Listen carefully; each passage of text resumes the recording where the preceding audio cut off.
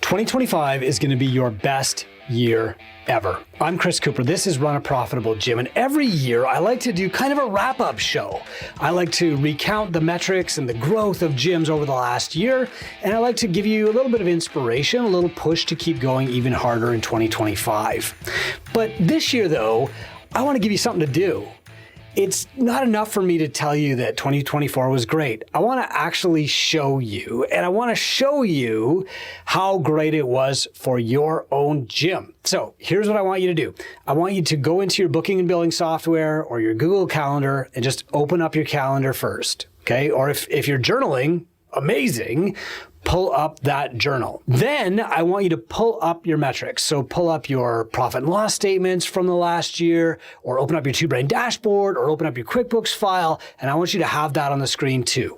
Now look, before I really get into this, if you're not tracking your metrics, and you're still stuck back in 2014, that's going to be the number one thing you can do this year. Start tracking your metrics so that you're not behind the curve and you can see growth and decline. Then when we do this exercise again at the end of 2025, you'll know how well you're doing. It won't just be your gut, okay? Now, the third thing I want you to have open, other than your calendar and your profit and loss or your metrics, is I want you to grab a blank sheet of paper. And I want you to write at the top of the left side, I want you to draw wins up here, and I want you to draw lessons over here. And then I want you to draw a line down the middle. Okay.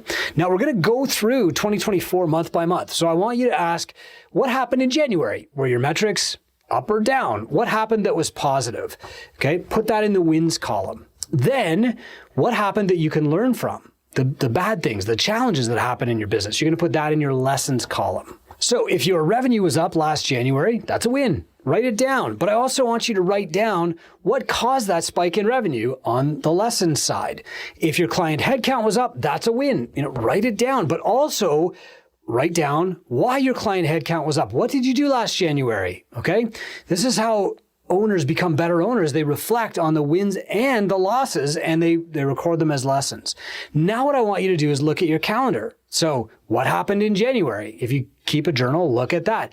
Write down your wins. If you're tracking Bright Spots Fridays like we do in Two Brain, go back in the Two Brain Facebook group, look at your Bright Spots Fridays. Those are all your wins. Search for your own posts in the group and write them down. Okay. You can also ask your mentor to help you find your bright spots from last year and track your metrics from last year. Now look for lessons. Okay. So what happened in January that could have gone better, or what happened that went amazingly well and you want to keep repeating that? So, I had a revenue headcount boost last January. Why was that? Well, we made a series of videos in December about joining the gym before the January rush. That might have contributed to it. Also, we had a Bring a Friend event very early in the month. Usually we wait till later in the month when we do them. That could have contributed to it. So you're going to write that down on lessons, okay? Now, if you're looking ahead, you're super duper smart, you're probably realizing that the lessons are going to form a plan for 2025. And if you want to get a template to build this plan, just go to gymownersunited.com, send me a DM through that group and just say, hey, Coop, can I get a copy of the annual project plan? And you'll get a template. You can change it to be whatever you want, but learn and grow from the mistakes and the wins that you have in your own business too. Okay. So after you're done January and you've gone through your metrics and you've gone through your journal or your calendar, go to February and go month by month. This is going to take you 15 minutes probably. Okay. I'll share some examples from my life. So last January, my revenue was not a win. I made some really hard moves on the staffing side, but I learned a couple of really great lessons. And the first is that clarity is kindness. And I've been talking about this quite a bit in our Two Brain Facebook groups. But here's the reality. When a staff member doesn't feel like they can communicate with you, or they're scared to be transparent, they hide inaction, what happens is kind of this like festering doubt on both sides. And then you get suspicion and you start looking over their shoulder and you start wondering like, hey, where are they? It's 8 a.m. Why isn't there a car in the lot? And you start micromanaging them. Do this exactly today. And then you just get more and more frustrated. Meanwhile, they're equally frustrated on the other side. And the real crux of the issue is this barrier. Nobody's being honest with one another. Sometimes we're scared to be honest. We don't want to be fully transparent because because we think ahead of like, what's the consequence of that? Am I going to have to apologize? How am I going to make it up to them? And so we bottle this stuff up until it really becomes like a volcano, and then we just explode and we can't take it back. Clarity is kindness. I'll give you an example from years ago in my gym. A coach wasn't doing well. But, I was doing his quarterly evaluations and I was giving him kind of like a B or a B minus. In my mind, as a kid who was raised by teachers, a B minus is a poor grade. In his mind, a kid who maybe got C's all the way through school, a B minus is pretty good. And so he's going to keep using that as encouragement to keep going. And I'm saying like, dude, you're closer to being fired than you are to be promoted. And then when it comes up time for an annual review or he asks for more money, I'm shocked and it shows on my face, like, are you serious? You're lucky to have a job. And he's like, are you serious? You're lucky to have me. So clarity can sometimes be uncomfortable. It can sometimes feel like, oh man, I've got to plan this out. The stakes are high. I've got a lot to lose if I blow this conversation. But the reality is it's always better than the alternative. And that's the big lesson that I learned in January of 2024. So now you'd go like on to February. Okay. So let's move on from there. So after I looked at like the obvious metrics and wins, then I looked at my BSFs. I looked at my journal. Like what went right? Well, I started an online race series on Zwift, and that one actually went pretty great. I had a picture here. I'll show it to you of the Two Brain team gathering in Stockholm. Man, I was so proud. I hired a new GM full time. He came in from Brazil and he wanted to become a Canadian citizen.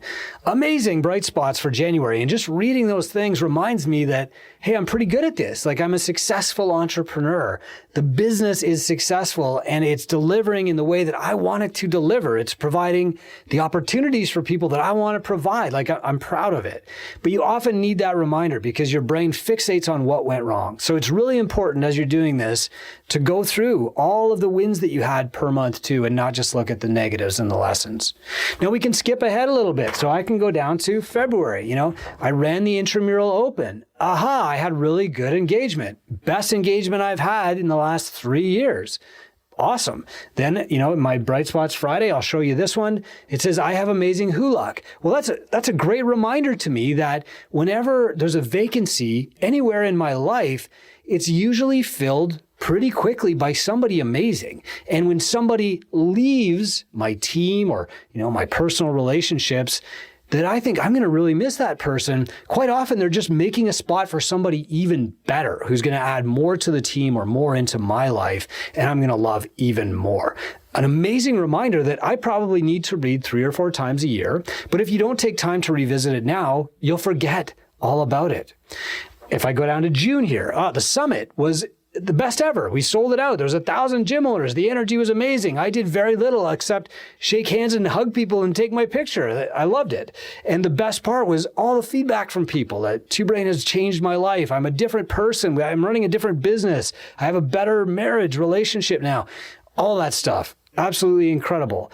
But again, if I'm not taking the time to think about it by doing this exercise, your brain just kind of files that way in the back. July, my new GM got his Canadian citizenship. He was proud. I was proud because you can't do that unless you've got a solid, meaningful career in Canada. And he has that now. Now he's working on getting his wife her citizenship. And I'm just like so proud of both of them. I also July, I did a duathlon with my daughter. I had an amazing ride. I had the fastest time on the bike. Like, I'm proud of that. But if I'm not wearing the shirt from that event, I might forget about it. So it's amazing to bring these things forward in your mind. And then, you go down to September. What happened? Well, September, usually we have a spike in revenue. It's our second best month of the year. That didn't happen. Why not? Well, looking at things like the usual influx of people at the start of the school year didn't happen. What did we do differently this year? We didn't have kids programs. We didn't send out a lot of, helpful information about planning your schedule in September, carving out time for yourself. Like we usually have that content and we didn't. So that goes on the lessons. And later, when I turn these lessons into a plan, I know that I'm not going to forget that anymore. By the way, here's how I learned how to do this. August 2008, I had two gyms. One was a personal training studio. It was doing pretty well. One was a CrossFit gym. It was not. And it was bankrupting me. And as August hit, I didn't have enough money to pay the rent. I couldn't pay myself. And I had already missed one paycheck to myself. I had payroll coming up for my staff. It was kind of this perfect storm. And I eventually fought my way through it. But I can remember saying, I am never going to live through August 2008 again. And from then on, I started working to plan things out in advance. So after that, we always ran kids camps in the summertime to have revenue for August. We always ran an adult competition in September to keep clients in the gym through August. Identifying where the dips are helps you plan for them and never have those dips again. That's what we're doing here. So when my September revenue was down this year, I knew to look at August and say, what happened? We didn't produce the content. We didn't have an event. We didn't have the kids camps rolling into September. That means, hey, we didn't have a plan. And so we just kind of like rode the down trough of the wave. But in October, we had a new record for revenue. Amazing. How did that happen? Well, I dug in. Let's look at the lessons from that win. We had 2 sports teams sign up the same week. We need to put that on the calendar for next September to approach these 2 sports teams and maybe 5 more. Okay. November, my big win was the Golden Hour Challenge. Hey, look, a lot of you have said, Coop, the Golden Hour is far and away your best book. Thank you for that. We ran the Golden Hour Challenge in the Two Brain Facebook group, and gyms that were getting good results got incredible results from spending an hour working on their gym every single day with intense focus. We ran the challenge publicly for free in gymownersunited.com, and I got so many messages from people where maybe they were scared to share their results every day because it's a big group of 10,000 stranger gyms, but they sent me a lot of messages saying, this really, really works. Thank you. So thank you for that. I learned a lot from that. And, the top lesson that I picked up in November was that business owners have the same struggles that our clients do, which is really not about interest or engagement or motivation, but more about habit formation and focus. If we carve out 1 hour every day to grow our business before we do anything else, that business will grow every single time. If our clients carve out 1 hour per day to work on their health and fitness before they do anything else, their health and fitness will improve. And the key is coaching to build those habits and continue them. In December, my big win was that we published the State of the Industry Guide. Every year, this is the 5th year now, we've taken the biggest data set in the industry, put it together in a guide, and shared it with you. Now, I'm going to come back to this in a moment, why this is important. But, hey, the downside that I wrote down the lesson was there was some debate online about the numbers. Different people posted that they didn't like the numbers or that they disagreed with the numbers. But this is actually a win. And the amazing thing is, this is why we put this guide together, so that we're debating about what the numbers mean, and we're starting the discussion on the real numbers instead of debating what people are saying. Are they telling the truth? Are they even tracking their metrics? Why is that person giving me advice when their business just went bankrupt?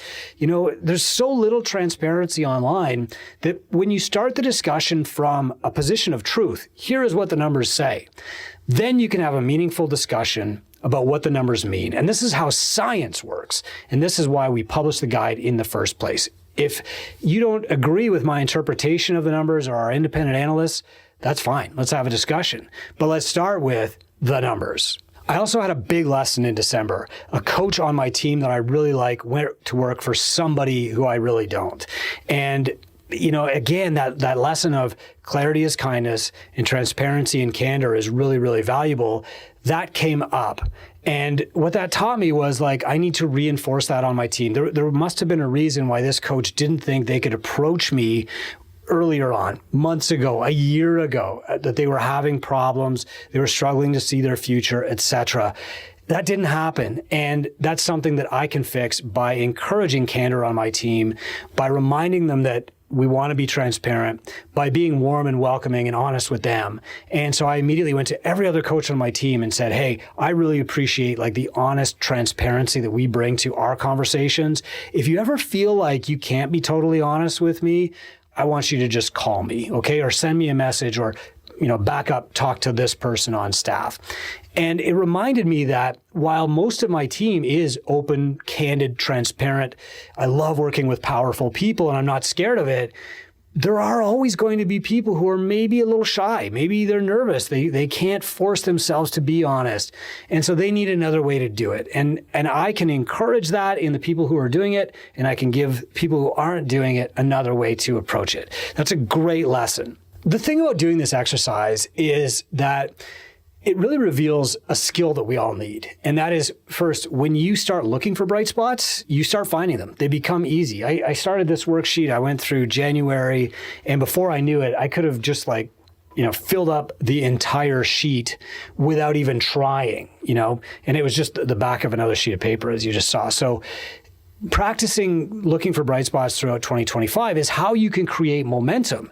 You don't really need more inspiration. Your job is inspirational. You don't need motivation. You're a motivated person, but you need momentum. So the next step is to see how you're doing compared to everybody else, right? What steps can I take to build momentum and grow even faster? So we want to know, are you a great entrepreneur? Are you a mediocre entrepreneur? Or are you trailing behind the average? So open up your State of the Industry guide. Now, I mailed this to about 6,000 of you, but if you didn't get a copy yet, go to twobrainbusiness.com/data and you can download a copy for free. Okay. Now, in this guide, we break down gym growth into 6 different metrics, and under each metric, we break the book into categories. You'll see a red, yellow, and green ranking. Now that will tell you exactly where you need to act, where you're doing okay, and where you're leading the charge over everybody else. So look at each category. For example, ARM, average revenue per member, okay? Look at your ARM and compare it to this chart. If you're in the red, then you need to take action. If you're in the yellow for ARM, you need to make a plan to do better next year. And if you're in the greens for ARM, you're good. You can put that on maintenance mode for now while you prioritize your other things. Now, finally, compare yourself to the market at large. If your business grew by 28% or more last year, and I'm talking about profit, I'm not talking about client headcount or even revenue, but profit. If you grew by more than 28% last year, then you are a better entrepreneur than the CEOs of huge companies. Look for opportunities in the State of the Industry guide. Anywhere that you're a yellow or a red is a massive opportunity, because improving any one little thing will have a huge result on everything else. If your business grew 20 to 28% in profit last year, then you're average. You're doing about as well as the economy. You're probably riding the wave of the economy. So you need to focus on headcount and ARM, improve your product, and track your metrics closely. Look for opportunities, because again, you're doing pretty well, and any little change will give you a big result.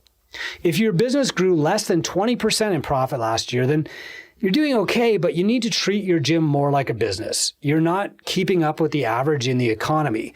You probably need 1 or 2 or maybe 3 big moves to get your business growing at its real potential. And if your business shrunk last year, then it's time to change what you're doing. You can't just work harder or keep doing the same things and expecting something different. It's obviously not working. Look, COVID ended 3 years ago. There's nobody to blame anymore, and there's nobody coming to save you. And when you accept that fact, as I did in August 2008, that's when things can start to change. Now, I don't want to discourage you. You're in charge. You might feel alone, but when you're alone, you can change really fast. So here's how I'm going to help you. I'm going to give you some recommendations. Number 1, get a mentor. No matter where you are, one little change, looking at things objectively, can make a massive difference. It can change your trajectory from slow growth to rapid growth. It can change your trajectory from slow decline to growth, or it can change your trajectory from terminal to flying again. The next thing is make a plan. Address all the yellows and reds things. First, put all your lessons together into a plan, track your wins. Do the things that created the wins, do those again. And the things that you learn from, put those in the plan so that you've got a plan for them and you don't repeat mistakes. Okay, if you want to get a sample annual plan, just go to gymownersunited.com. You'll hit the search bar, you'll find annual plan, or send me a DM on Facebook and I'll make sure that you get a copy. The third way I'm going to help you is by running another Golden Hour Challenge in January or February in the gymownersunited.com Facebook group. You join that and you'll see posts announcing the next Golden Hour Challenge. That will help you focus and actually do the work that I'm giving you right now. And finally, start tracking your metrics, but also your wins and lessons every month. Now, look, I'm doing this too. I have coaches, okay? So the first thing that I'm doing is working with my mentors. I have two. One is to help me delegate and mentor my team better. And the other one is to improve the entrepreneur in my head. No matter what size your business, you are probably the thing that's limiting it. And I'm going to come back to this because I get like individual coaching on this all the time. The second thing that I'm doing is I'm breaking my problems down into manageable parts. And then I'm saying, okay, now let's build a plan to address each of those parts. I'm doing that with a mentor just as you would with a mentor in Two Brain. I am changing one thing at a time. I'm not just throwing the whole business in the dumpster and starting from scratch. I'm changing one little thing. And of course, just like you should, I'm measuring the effect of that change before I decide whether to make it permanent or to go all in. So how's your 2025 going to be? Well, it's really up to you. You can decide to grow. You can decide to do nothing. But doing nothing is a decision. It's a choice that you're making. Just like fitness, change is hardest on the first day. And if you really care enough about changing lives, you have to start by changing your own. Every business falls to the level of its systems. You are what you consistently do. But every business rises to the level of its leadership. That means you are the ceiling. You're the thing that's stopping your business from growing. This sounds scary, but when you accept that you are the thing holding your business back, it's actually very freeing because now it's a puzzle you can solve. It takes more than reading a lot of books or listening to more podcasts. You really do need a mirror, an objective perspective to help you change. Change the owner, change the business. That's your mantra for 2025. I wish you all the best. Thank you for your service.